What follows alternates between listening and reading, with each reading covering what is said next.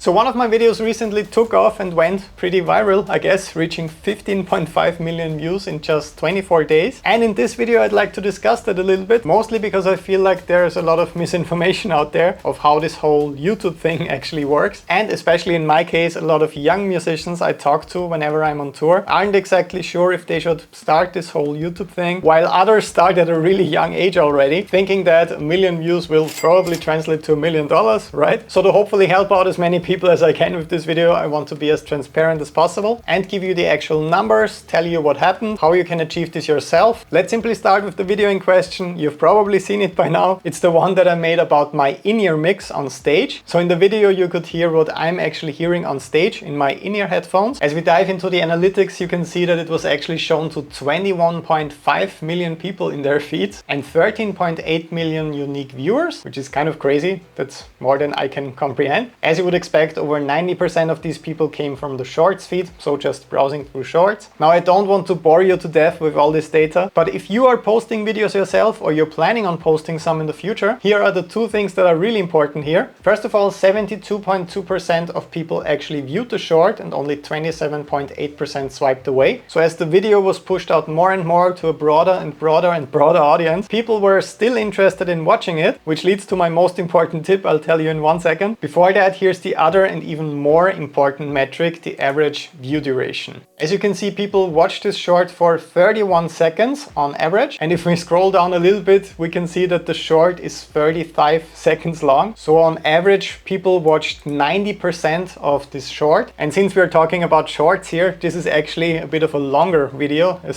stupid as it sounds. So to quickly break it down, the reason why this video went viral is because a lot of people still chose to view it. First, YouTube showed the video to my subscribers and to my active audience, and then it was suddenly showing it to more and more and more and more and more people. And since those people also viewed it and even more importantly watched it until the end, it's still gaining around 150,000 views every day. Now your obvious question might be, if it's that easy to understand, why don't all my videos have 50 million views? The thing is that most YouTube channels, mine included, are centered around a niche. In my case, that's music, and more specifically guitar playing, because I'm a guitar player. So often when I make videos, they're especially interesting for guitar players or for music and also metal music fans. So they often grow quite quickly and have some great stats. But then as YouTube is pushing them out to more and more people, sometimes the interest of the viewers isn't that great, because a lot of my videos are about more specific topics. So as YouTube is pushing out the video to more and more people, the percentage of people watching them, and especially the percentage of people watching it all the way until the end, decreases the broader the audience gets. So what's different about this video? If you're a content creator or an aspiring content creator, this is your big takeaway from today's video. Whenever I invited friends or family members to those bigger shows that I'm playing, they always asked me why I have headphones on stage, and they were extremely curious about what I was actually hearing. And when I told them that I mostly hear myself, that I actually don't hear the singers at all, because I want a super simple in-ear mix that allows me to put on my best performance possible, they were all pretty shocked and kind of surprised. So one day I just started thinking that this could be a really good short, because a lot of people are interested in music, concerts and festivals, and you don't have to be a guitar nerd or music nerd or anything. If you go to big festivals, you will have seen your favorite musician or singer with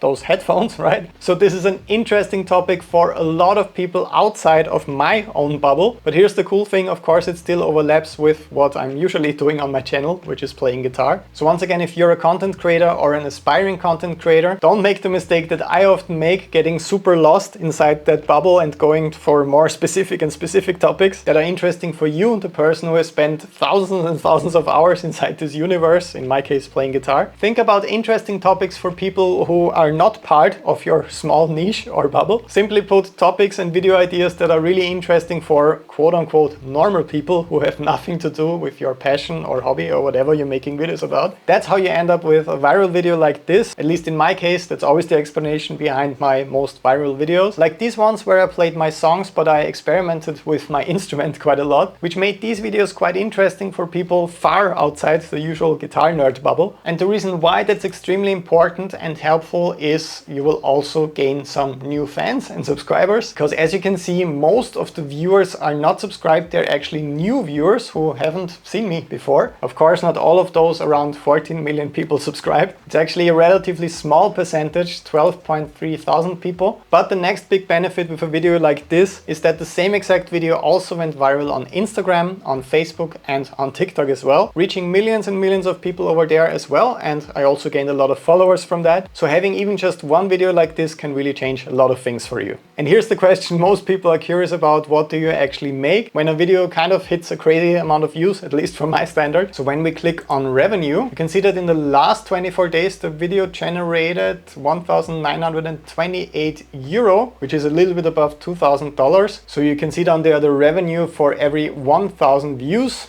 RPM as it's also called, is 0.13 cents. And this is a bit of a divisive topic. Is that good or is it bad? I'm pretty sure that most people expect it to be more, and it actually would be much more if it would be a long form video, so not a vertical short, but an old school YouTube video, so to say, that's over 8 minutes, because then you have multiple ad breaks in the video usually. Depending on the length and type of the video, it would probably be around $25,000 or something like that. But in my case, as a musician, Google AdSense is actually the smallest of my income streams. I made that decision pretty early on, a couple of years ago, when I went full time with all of this, because I never want to depend on how well my channel is doing or how well my videos are doing. I know a couple of content creators in my niche who are mainly dependent on AdSense, and it can be extremely stressful for them if the videos don't do that well 1 month, because they don't have time to film as much as usual, or they don't have any good ideas for 1 month. It can happen. So my biggest advice to any aspiring content creators, and especially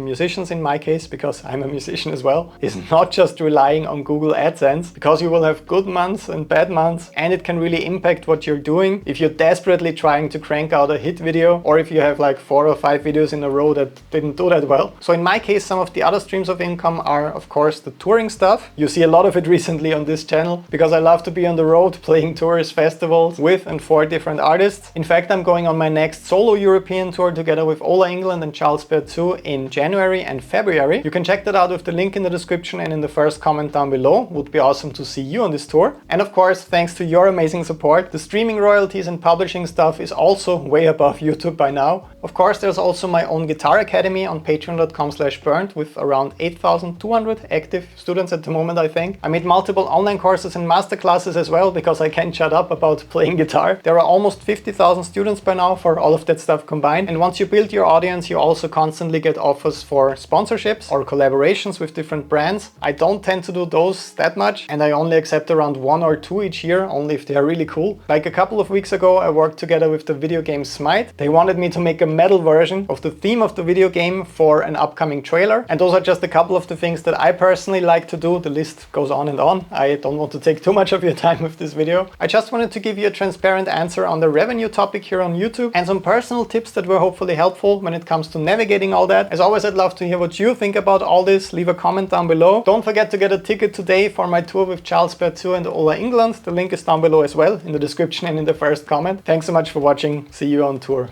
Bye bye.